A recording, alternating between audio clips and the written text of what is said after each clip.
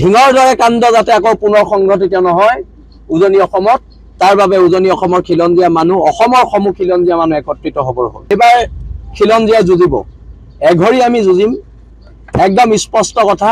হিন্দু মুছলমানৰ ঊৰ্ধত গৈ খিলঞ্জীয়া মানুহক বচোৱাৰ এখন সংগ্ৰাম, আৰু এই সংগ্ৰাম চলিব। প্ৰকৃত শৰাইঘাটৰ শেষ যুদ্ধ সমাগত, যুদ্ধলৈ সকলো সাজু হ'বলৈ হ'ল।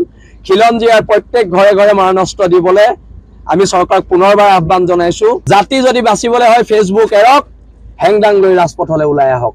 শেষ সময় খিলঞ্জীয়া মানুহ ওলাই আহিব, হয় বাংলাদেশী ইয়াৰ পৰা খেদিব লাগিব, আৰু নহ'লে জাতিয়ে ইয়াত মৃত্যুবৰণ কৰিব লাগিব। যুদ্ধত কিন্তু মৰি পেলাই কেতিয়াও নিজিকে, যুদ্ধত মাৰিহে জিকে। আমি সহ্য বিজয় মহিয়ান জাতি, আমি কেইবাবাৰো ইহঁতক পৰাস্ত কৰাৰ আমাৰ উদাহৰণ আছে। নামনি অসমত যিটো আগ্ৰাসী ৰূপ তেওঁলোকে ল'লে, আমাৰ যদি উজনিখনো সেইটো ৰূপত আগ্ৰাসন কৰিবলৈ যায়, তাত আমাৰ আপত্তি আছে। আৰু এইখিনি মানুহ এবাৰ যাব লাগিব, আৰু নগ'লে এখন মহাসংগ্ৰাম হ'ব। আৰু মহাসংগ্ৰাম যদি হয় তাৰ বাবে চৰকাৰ দায়ী হ'ব। যি ধৰণে আগ্ৰাসন হৈছে, আমি অলপ আগত গৈছিলোঁ নেঘেৰি বিল। তাত নেঘেৰি বিল মিচিং গাঁও নামেৰে এখন গাঁও আছিলে, আৰু এতিয়া তাত সেই গাঁওখনৰ নাম পৰিৱৰ্তন হৈ নেঘেৰি বিল মিয়া গাঁও হৈছে। আজি উৰিয়াম ঘাটত সেইদিনা আমি এটা ড্ৰোন ভিডিঅ'ত দেখিলোঁ যে অবাধভাৱে অবৈধ বাংলাদেশীৰ দখলত। এতিয়া কথাটো হৈছে যে নামনি অসমত যিটো আগ্ৰাসী ৰূপ তেওঁলোকে ল'লে, আমাৰ যদি উজনিখনো সেইটো ৰূপত আগ্ৰাসন কৰিবলৈ যায়, তাত আমাৰ আপত্তি আছে। আৰু এইখিনি মানুহ এবাৰ যাব লাগিব, আৰু নগ'লে এখন মহাসংগ্ৰাম হ'ব। আৰু মহাসংগ্ৰাম যদি হয় তাৰ বাবে চৰকাৰ দায়ী হ'ব, তাৰ বাবে মুখ্যমন্ত্ৰী দায়ী হ'ব, তাৰ বাবে গৃহ বিভাগ দায়ী হ'ব, তাৰ বাবে আৰক্ষী বিভাগ দায়ী হ'ব।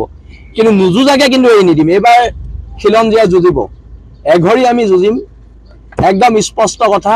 হিন্দু মুছলমানৰ ঊৰ্ধত গৈ খিলঞ্জীয়া মানুহক বচোৱাৰ এখন সংগ্ৰাম, আৰু এই সংগ্ৰাম চলিব।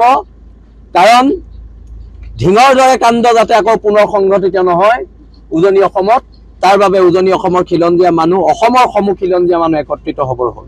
আৰু একত্ৰিত হৈছে, খিলঞ্জীয়া মানুহ ওলাই আহিব, হয় বাংলাদেশী ইয়াৰ পৰা খেদিব লাগিব, আৰু নহ'লে জাতিয়ে ইয়াত মৃত্যুবৰণ কৰিব লাগিব। আৰু মই পুনৰবাৰ কৈছোঁ, যুদ্ধত কিন্তু মৰি পেলাই কেতিয়াও নিজিকে, যুদ্ধত মাৰিহে জিকে। আৰু আমি সহ্য বিজয় মহিয়ান জাতি, আমি কেইবাবাৰো ইহঁতক পৰাস্ত কৰাৰ আমাৰ উদাহৰণ আছে, কিন্তু এইটো শেষ যুদ্ধ। ইলেকশ্যনৰ আগে আগে কোনোবাই ক'লে নহ'ব যে এখন শৰাইঘাটৰ শেষ যুদ্ধ। প্ৰকৃত শৰাইঘাটৰ শেষ যুদ্ধ সমাগত, যুদ্ধলৈ সকলো সাজু হ'বলৈ হ'ল। খিলঞ্জীয়াৰ প্ৰত্যেক ঘৰে ঘৰে মাৰণাস্ত্ৰ দিবলৈ আমি চৰকাৰক পুনৰবাৰ আহ্বান জনাইছোঁ, নহ'লে ইহঁতে আমাক শেষ কৰিব। আজি আমাৰ ভূমিপুত্ৰ মিচিং ভাইসকলৰ গাঁৱত ইহঁতে প্ৰৱেশ কৰি, আজি ইয়াত বড়ো মানুহসকলৰ গাঁৱত প্ৰৱেশ কৰি ইহঁতে ইয়াৰ জনগাঁথনি পৰিৱৰ্তন কৰি দিলে। আজি এই খিলঞ্জীয়া মিচিং ভাইসকল, আমাৰ বড়ো ভাইসকল, তেওঁলোক ক'ত জীয়াই থাকিব? তাক লৈ আমাৰ প্ৰশ্ন আছে। আমাৰ খিলঞ্জীয়া অসমীয়া মানুহখিনি ক'ত জীয়াই থাকিম আমি? তাক লৈ প্ৰশ্ন আছে।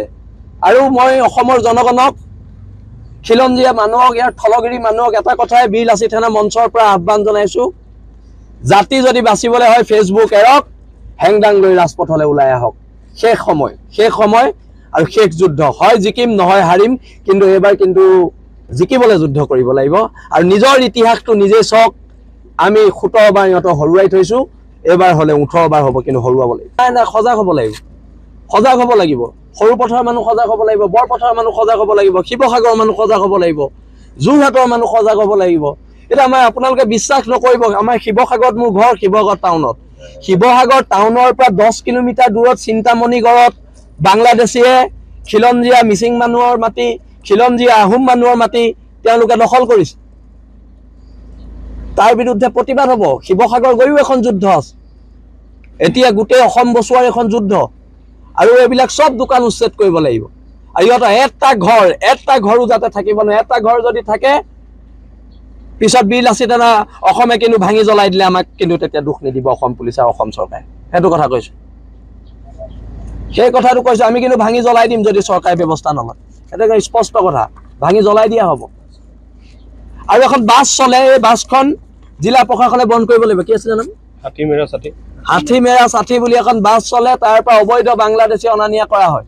সেই বাছখন অতি শীঘ্ৰে পৰিবহণ বিভাগে চিজ কৰক, নহ'লে বিল আছে থানা অসমৰ হাতত পৰিলে বাছ ভাঙি দিয়া হ'ব বাংলাদেশী কঢ়িওৱা বাছ অসমৰ মাটিত চলিব নোৱাৰে এইটো স্পষ্ট কথা আমাৰ ইনাৰ লাইনটো লাগে আৰু উজনি অসমক ইনাৰ লাইন পাৰ্মিট দিয়ক উজনি অসমক ইনাৰ লাইন পাৰ্মিট দিয়ক অতি শীঘ্ৰে ইনাৰ লাইন পাৰ্মিটৰ ব্যৱস্থা কৰক কলিয়াবৰ পৰা এফালে ইনাৰ লাইন পাৰ্মিটৰ ব্যৱস্থা কৰক আৰু এতিয়া আমি খবৰ পাইছোঁ যে ট্ৰেইনসমূহত যিবিলাক নামনিত উচ্ছেদ হৈছে প্ৰায়বোৰ মানুহ এই উৰিয়াম ঘাটৰ ফালে আহি পেলাই সোমাইছে এই ট্ৰেইনত আহি উৰিয়াম ঘাটৰ ফালে সোমাইছে এইটো আমি খবৰ পাইছোঁ আৰু তাৰ ওপৰতো প্ৰশাসনে ব্যৱস্থা লওক আৰু আমাৰ ল'ৰা চোকা নজৰ থাকিব প্ৰত্যেকটো ট্ৰেইন ষ্টেচনত কিন্তু যদি আহিবলৈ হয় কিন্তু পিটন পাব এইটো একদম স্পষ্ট কথা